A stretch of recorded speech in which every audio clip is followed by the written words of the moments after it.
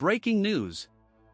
The Black Dragon Guild, the strongest guild in the world, has just failed to clear the 40th floor of the tower. And then his face fills the screen.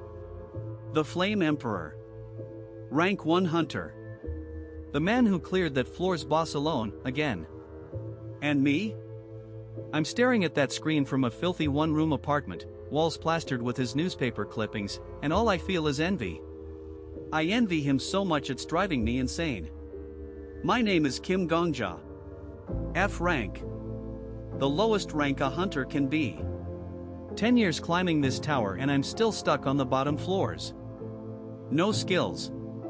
No money. No future. Just trash that everyone steps over. This is the story of how that trash became the strongest hunter who ever lived. And the method? It's the worst method imaginable. I became the strongest by dying. Not once. Not 100 times. Thousands upon thousands of times until death itself was just another tool in my hands. Let me tell you how it happened, from the very beginning. One day, the tower appeared on Earth. 100 floors of monsters, traps, and impossible trials, each one its own pocket world. People who entered it became hunters, and the tower handed out skills like a slot machine: fame, power, wealth, all of it decided by what card you pulled. Some people awakened world-shaking abilities and became celebrities. And some people, like me, got nothing. For 10 years I scraped along the bottom floors as an F rank, watching the lucky ones soar while I picked over scraps. And the luckiest of them all is the Flame Emperor. I'm watching his interview right now, and the reporter's gushing over his new record. But the Emperor just scowls, and even his scowl looks infuriatingly handsome, and snaps that he hates his own nickname. Flame Emperor. What's that supposed to mean? It's embarrassing. I'd rather be called the Plague. One day I'll find the guy who gave me this title and beat him senseless. Live, on national TV. The whole internet erupts. The man acts like he couldn't care less about the world, and that's exactly why the world worships him. And I sit there refreshing my phone, posting the same comment over and over. I want to be like the Flame Emperor too. Send. Again. I want to be like him. Send. I want success so badly I can taste it.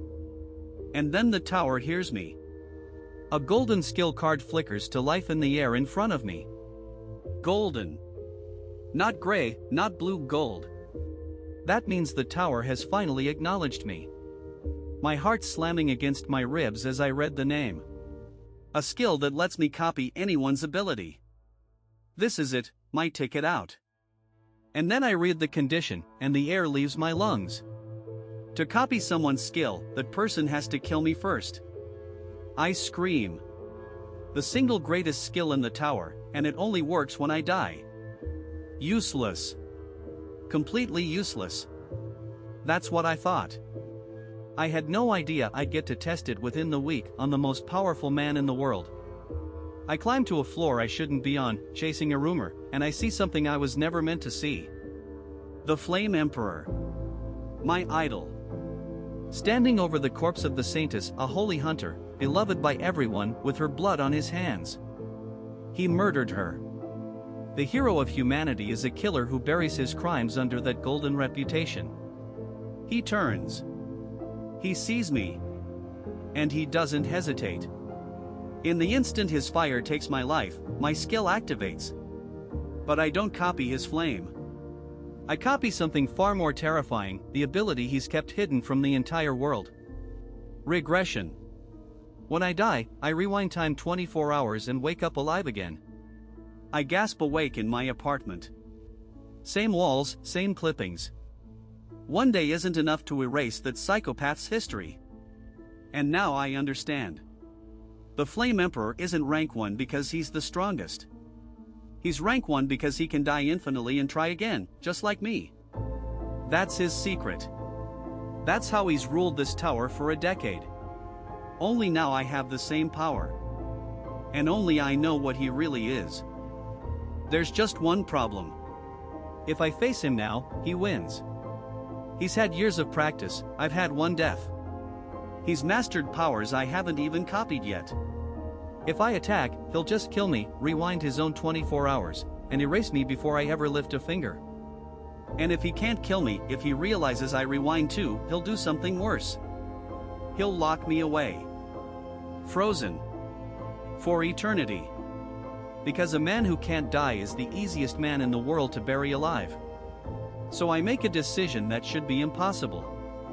I won't fight him here. I'll go back.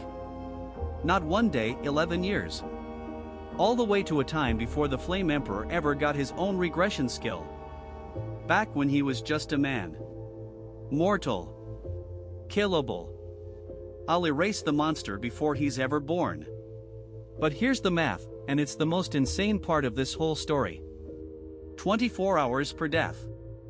To travel 11 years into the past, I'd have to die over 4,000 times. By my own hand. Again, and again, and again. And I do it. I sit in that filthy apartment and I start. The first death is the hardest thing I've ever done. The 100th is routine. By the 1,000th, I've stopped flinching. Death stops being an ending and becomes a doorway I step through every single day. 4,090 times I die, and 4,090 times I wake up one day earlier, the wall's still covered in that man's face. Somewhere in there I stop being afraid of anything at all. Because what's left to fear? What can't a man do, when he's already died 4,000 times for one single goal? That's the moment Kim Gongja the loser dies for good and the suicide hunter is born. Here's where it gets cruelly funny. There's a hunter called the Sword Saint, and he has a skill that lets him see how many living things a person has killed. He looks at me, a man who's died 4,000 times, which his skill misreads, and what he sees is a number so monstrous it can only mean one thing.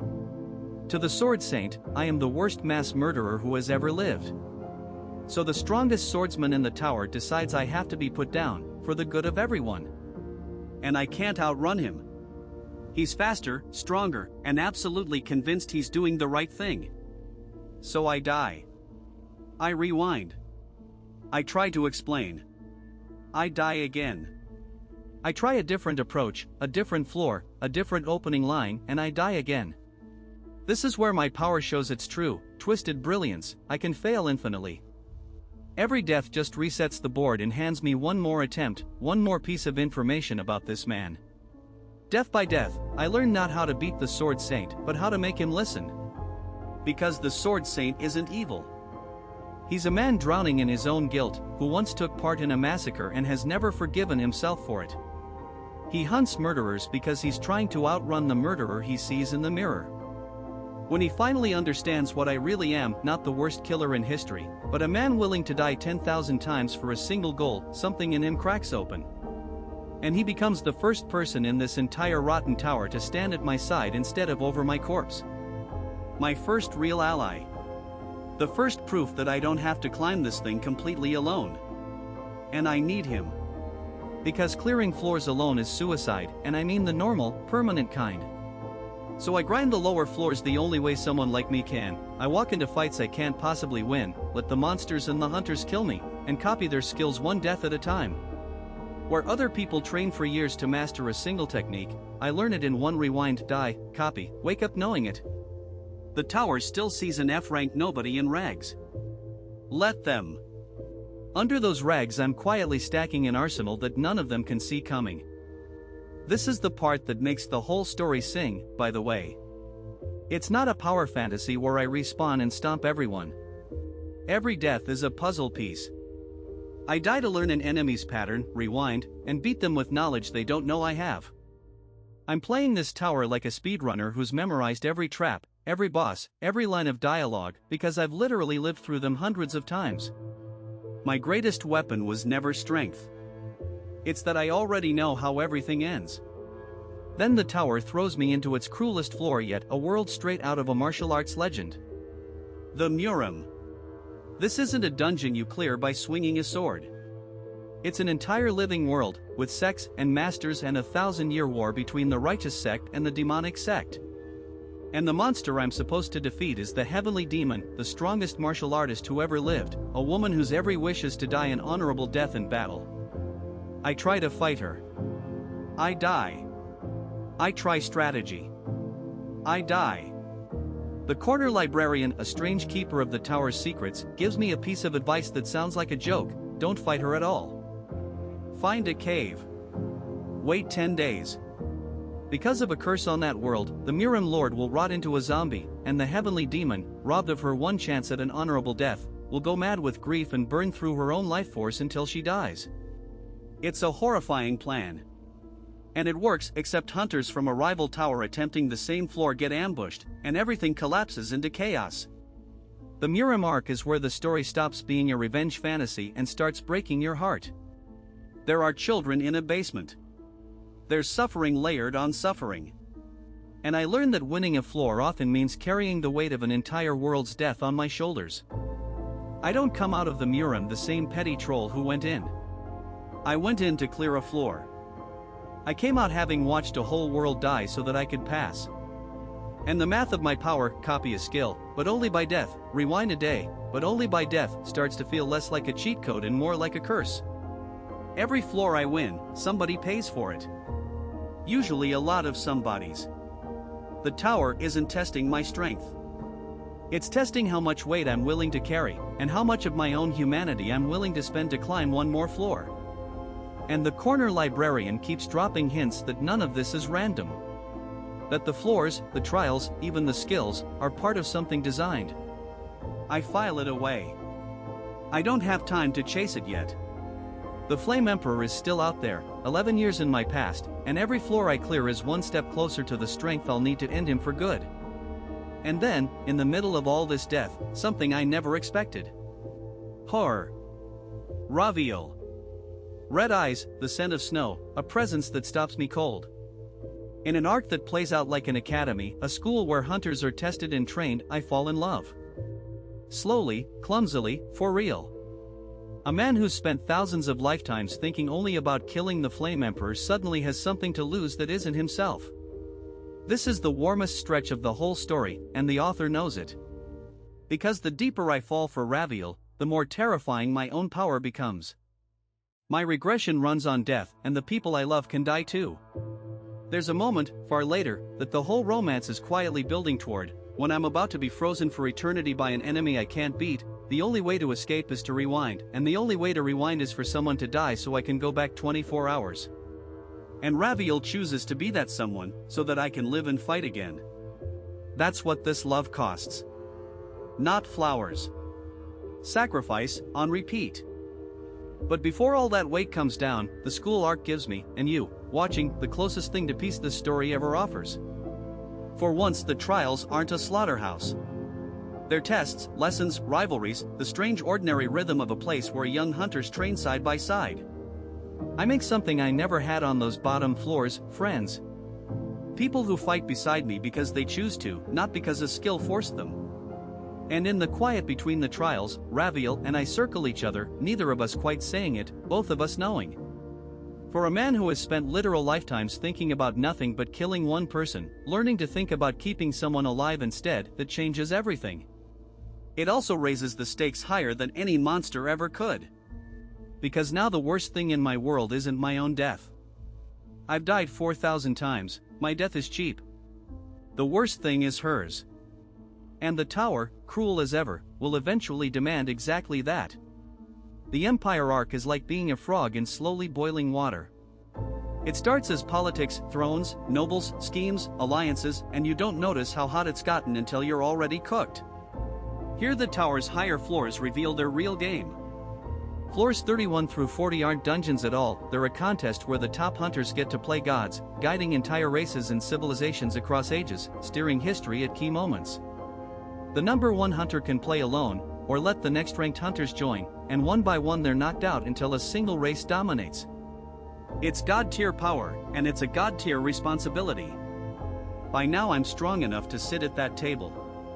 But every move I make rewrites the lives of millions. The man who once spammed a comment from a garbage apartment is now deciding the fate of worlds, and the question stops being can I win and becomes what am I willing to do to people who don't even know I exist. The Flame Emperor is still out there. Still rank 1 in the eyes of the public.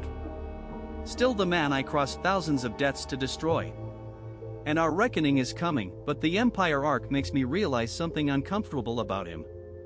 The deeper I climb, the more I understand the kind of pressure that turns a normal man into the thing he became. The tower doesn't reward kindness up here. It rewards whoever's willing to sacrifice the most, lie the best, and carry the heaviest sins without breaking. I used to think the Flame Emperor was simply evil. Now I'm standing where he stood, making the same impossible choices, and I'm starting to wonder if I'm becoming him. That question, am I the hero of this story, or just the next monster, sits under everything from here on. Finally, every secret comes apart. The tower has administrators. Real ones. And the truth lands like a hammer. I may have been set up from the very beginning. That useless copy skill, the Flame Emperor killing me, all of it, it's possible the tower's admins arranged for me to die so the power would pass to someone more capable. More interesting. The whole tragedy that started my journey might have been a move on a board I couldn't see. The constellations, beings who became the living pillars of the tower, reveal what climbing to floor 100 actually means, and what waits at the top. I face enemies on a scale I couldn't have imagined back on the bottom floors, killers who hunt across worlds, powers that can freeze a man for eternity. And in the worst of these fights, it's everything I learned, the Sword Saint's trust, Raviel's sacrifice, thousands of deaths worth of meta-knowledge that lets me and my companions ambush and break an enemy nobody was supposed to be able to beat. The boy who only ever wanted to be like the Flame Emperor doesn't just match him anymore. He surpasses him. He becomes a true constellation, one of the living pillars that hold the tower itself together. The envious nobody from the garbage apartment ends up standing among the powers that designed the very game he was once losing at. And the confrontation with the Flame Emperor, when it finally comes, isn't the simple revenge I dreamed about 4,000 deaths ago. It's something stranger and heavier, two men who climbed the same impossible road, who both turned death into a weapon, finally understanding each other at the end of it. I got everything I swore I'd take from him. But I'm not the same person who swore it. And here's the thing the story is really about, under all the dungeons and deaths. It was never respawn and stomp. Every single death is a puzzle piece. I die to copy a skill, rewind to fix a mistake, and play this world like a speedrunner who's memorized every trap. But the real progression isn't the power. It's the person. I started as the worst kind of man, a jealous, self-loathing troll screaming into the internet that I deserved more than I'd earned. If you'd met Kim Gongja in Chapter 1, you'd have hated him. I hated him. And the only way the tower would let that man grow was to make him die, over and over, until he finally understood what death actually costs. Every skill I copied was someone's final breath. Every floor I cleared was someone's entire world, ending so that I could take one more step up. Somewhere across 4,090 deaths, the envy burned away, and what was left was a man who could shoulder the suffering of whole worlds and still, somehow, choose to be good. That's the trick of this whole series. It dresses up as a cheap revenge power fantasy. Loser gets cheat skill, loser gets revenge, and then it quietly turns into one of the most emotional, philosophical climbs in the genre. About regret. About responsibility. About whether changing the past is worth what it does to you. About a man so stubborn, so impossibly persistent, that he'd die 4,000 times rather than accept the ending he was handed. The Flame Emperor once told a reporter he'd beat up whoever gave him his title. I used to dream of being him. By the end, I don't want to be him anymore. I understand him. And I understand that the strength was never the point. Understanding people was the point. Carrying the consequences was the point. Choosing how to live, even when you've died more times than any human being was ever meant to, that was the whole point. That's the story of Kim Gongja.